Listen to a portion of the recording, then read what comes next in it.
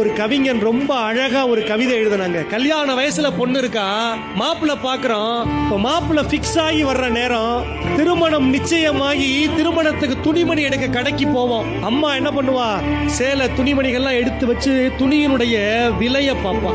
அப்பா மட்டும்தாங்க எந்த துணியை எடுக்கிற போது என் மகள் முகத்தில் சிரிப்பு வருது என்கிற மனநிலையை பார்க்கிறவர்.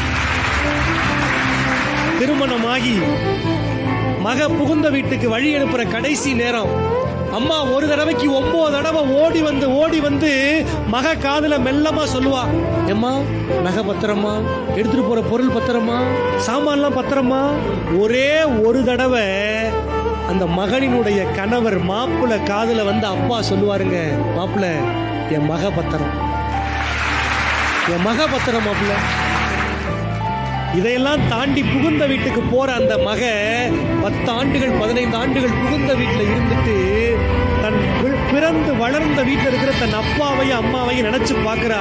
அந்த கவிதையை கவிஞர் அழகா முடிவு செய்யறாங்க. எப்படி தெரியுமா, இத்தனை ஆண்டுகள் நான் பிறந்து வளர்ந்த என் வீட்டில் இருக்கிற என் அம்மாவை இப்போது நான் நினைத்து பார்க்கிறேன். என் அம்மாவை நினைத்து பார்க்கிறேன், எனக்கு அழத் தோன்றுகிறது.